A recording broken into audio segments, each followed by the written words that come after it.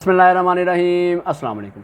आज की इस वीडियो पे हम बात करने वाले हैं कि बेसिकली जो हमारा नेट का जो टेस्ट है, ये बेसिकली टेस्ट है क्या, या आप ये कह लें कि नेट का जो टेस्ट है इसको देने की असल बड़ी वजह, या आप कह लें कि इस टेस्ट को देना क्यों ज़रूरी है। अक्सर कैंडिडेट को इसी के बारे में मालूमात नहीं है, या आप ये कह लें कि जो हमारा नेट का टेस्ट है NTS ने इसकी क्या स्पेसिफिकेशन दी है, या कौन सा आप कह लें कि इन्होंने जो सिलेबस है, या कौन सा ऐसा पैटर्न है जो इन्होंने डिफ़ाइन किया जिस बेस पे हमें टेस्ट देना है। या आप ये कह लें कि जो नेट का हमारा टेस्ट है कैटेगरी जो हमारी मेडिकल है, इसकी ओवरऑल स्पेसिफिकेशन क्या है। तो आज की जो हमारी वीडियो है इसी मौजू पर है। तो अगर आप मेरे चैनल पर नए हैं तो मेरे चैनल को आप सब्सक्राइब कर सकते हैं, ताकि मेरी आने वाली ऐसी एजुकेशनल वीडियोज़ खासकर CSS या PMS को लेके, या जॉब रेलेवेंट या एंट्री टेस्ट जो है रेलेवेंट, वो वीडियोज़ आप तक बर वक्त पहुँच सकें, ताकि आप अपने फ्यूचर को अच्छे से ग्रो कर सकें और अपने फ्यूचर को लेकर किसी किस्म की गलती आप ना करें। तो अब बात कर लेते हैं कि जो हमारा नेट का जो बेसिकली टेस्ट है वो है क्या, या आप कह लें कि जो नेट की स्पेसिफिकेशन क्या है। तो सबसे पहले जो नेट का ये जो बेस है इसका, या जो इसका इनिशिएट है, या जो इसका स्टार्टर है, उस पर बात करते हैं कि नेट आप ये कह लें कि जो इसका स्टैंड बाय है, सबसे पहले उस पर बात करते हैं, क्योंकि अक्सर कैंडिडेट्स को इसके स्टैंड बाय के बारे में नहीं मालूम होता। तो जो नेट का वर्ड है ये बना 3 स्पेल से मिलकर। N से बनता है नेशनल, A से बनता है एप्टीट्यूड, और T से बनता है टेस्ट, यानी कि ये बनता है नेशनल एप्टीट्यूड टेस्ट। चलिए, ये तो हो गया ना इसका स्टैंड बाय। तो अब बात करते हैं कि नेट का टेस्ट देना क्यों ज़रूरी है। अक्सर स्टूडेंट्स क्या होता है, जो तो स्टूडेंट्स MD कैट का टेस्ट देते हैं, या तो वो उसमें क्लैरिफाई नहीं कर पाते, या किसी वजह से वो टेस्ट में अपीयर नहीं हो पाते, या एनी हाउ कोई भी प्रॉब्लम उनके साथ क्रिएट होती है जिस वजह से MD कैट उनका क्लैरिफाई नहीं होता। तो आफ्टर FSC जब स्टूडेंट्स नेट के लिए, यानी फर्दर किसी भी मेडिकल की यूनिवर्सिटी में जब वो अप्लाई करते हैं, या मेडिकल के किसी भी ब्रांच में जब वो जाना चाहते हैं, तो उनके लिए जब वो यूनिवर्सिटी में जाते हैं तो वो उन्हें बताया जाता है कि पहले हमने जो है नेट का टेस्ट है आपने वो देना है। वो अगर आप उसमें क्लैरिफाई करते हैं या उस टेस्ट को आप देते हैं, तो ही जो हमारा स्कोर बोर्ड है, या जो कह लें जो उनकी स्कोर की जो रेशो है, अगर वो उसको सर्टिफिकेट को ऐड करके फिर आपको जो आपकी जो है रेशो वो बनती होगी, तो ही वो आपको एडमिशन देंगे, वरना वो आपको रिजेक्ट कर देंगे। तो लिहाजा आपने नेट का टेस्ट देना है, अटैम्प्ट देनी है, और साथ में क्लैरिफाई भी करना है, फिर ही आपको एडमिशन मिलेगा, वरना उसके बगैर वो एडमिशन आपको जो है वो नहीं देंगे। तो ये एक बहुत बड़ी वजह है, इस बेस पे स्टूडेंट्स को नेट का जो टेस्ट है वो देना पड़ता है। वरना अगर वो टेस्ट की अटैम्प्ट नहीं देते या उसको क्लैरिफाई नहीं करते, तो इस वजह से उनको जो है यूनिवर्सिटीज़ में आगे एडमिशन नहीं मिलता। तो अब बात कर लेते हैं कि जो हमारा नेट का टेस्ट है इसकी स्पेसिफिकेशन क्या है ओवरऑल, या इसका जो सिलेबस है वो NTS ने क्या डिफ़ाइन किया है। तो इसमें 90 मार्क्स हमारे टोटल हैं। इसमें हमारा जो है एक वर्बल एबिलिटी आ जाएगा, फिर एनालिटिकल एबिलिटी है, फिर क्वांटिटेटिव एबिलिटी है, फिर हमारा सब्जेक्ट बेस है। तो टोटल आप ये कहने कि जो हमारी वर्बल एबिलिटी है उसके 20 मार्क्स हैं, एनालिटिकल एबिलिटी के 20 मार्क्स हैं, क्वांटिटेटिव एबिलिटी के 20 हैं, और सब्जेक्ट बेस हमारा 30 है। तो टोटल को अगर कैलकुलेट कर लें तो ये हमारे 90 मार्क्स बनते हैं। और इस 90 मार्क्स की भी NTS ने आगे से आप कह लें कि एक तरह से उसको जो हमारा जो नेट का टेस्ट है उसको डिस्क्राइब किया है कि जो आपका सिलेबस है, जो आपका वर्बल एबिलिटी है, या एनालिटिकल या क्वांटिटेटिव, वो कौन कौन सी पोर्शन किया। तो अब आप देखेंगे स्क्रीन पर एक इंटरफेस आपको नज़र आ रहा है।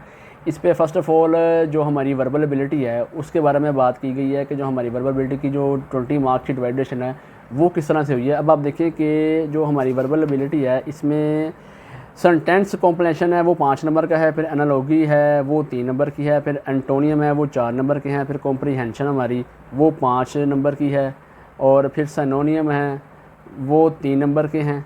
तो ये अगर आप टोटल कैलकुलेट अगर आप करें तो ये हमारे 20 मार्क्स बनते हैं जो वर्बल रीजनिंग के हैं, जो NTS ने हमें बताए हैं कि आपने जब भी नेट की तैयारी करनी है इन पोर्शन से बाहर आपने नहीं जाना। ये 5 पोर्शन ही वर्बल रीजनिंग के जो हैं वो आपसे पूछे जाएंगे, इसके अलावा आपने तैयारी नहीं करनी। दूसरे नंबर पर हमारा जो एनालिटिकल एबिलिटी है, या एनालिटिकल जो रीजनिंग है, उसके भी 20 मार्क्स हैं।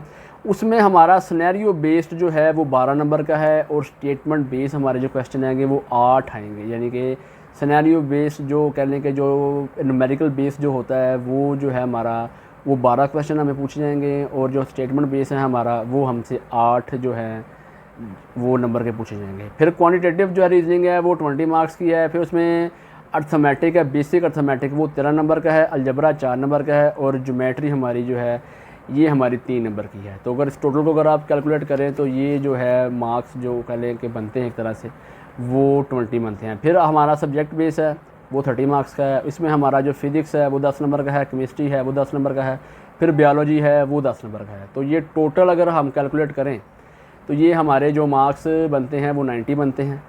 और टाइम ड्यूरेशन हमारे पास 120 मिनट है, यानी 120 मिनट यानी 2 घंटे के अंदर हमने ये टेस्ट को अटैम्प्ट देना है। और हमारे पास जो मार्क्स हमारे हैं वो 90 हैं, और हमारी जो पासिंग रेशो है वो 50% है, यानी कि 45 मार्क्स हमारे लिए ज़रूरी हैं, वरना हमें एनटीएस जो है वो सर्टिफिकेट नहीं देगा, वो हमें फ़ेल कर देगा। तो लिहाजा आपने जब भी नेट की तैयारी करनी है, जो हमारा मेडिकल ग्रुप है, तो आपने ये जो नेट की जो तैयारी है, जो हमें एनटीएस ने जो सिलेबस दिया है, जो मैंने आपके साथ शेयर किया है, आपने इसी ही बेस पे तैयारी करनी है, इससे बाहर नहीं जाना। तो कोशिश करें कि 45 नंबर या 50% जो मार्क्स हैं 100 में से वो हमने लेने हैं, वरना हमें जो है रिजल्ट कार्ड इशू नहीं होगा।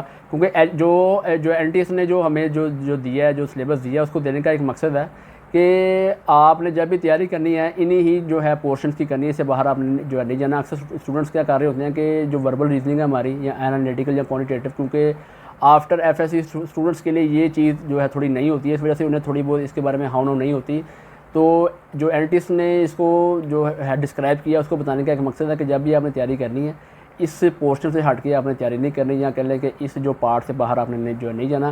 क्योंकि अगर आप इस पोर्शन को छोड़ के अगर आप बाहर जाएंगे तो वो फिर आपकी जो तैयारी है वो एक तरह से सेल्फ एबिलिटीज़ की तरफ आपको ले जाएगी। लेकिन वो आप तब करें जब आपके पास एक्स्ट्रा टाइम है। लेकिन जब आपने टेस्ट के लिए जो है अप्लाई किया है, आपके पास आप कह रहे हैं 2 हफ्ते हैं या 3 हफ्ते हैं, तो उस कम शॉर्ट टाइम में तैयारी करने के लिए सबसे ज़रूरी ये है कि जो एचएससी ने आपको जो आपको एनटीएस ने जो सिलेबस दिया है, इस सिलेबस को आप फॉलो करें, इससे बाहर आप ना जाएं। इससे बाहर आप तब जाएं जब आपके पास एक्स्ट्रा टाइम हो, फिर आप अपनी सेल्फ इंप्रूवमेंट जैसे मर्जी करें और जितनी मर्जी करें, वो आप पे डिपेंड है।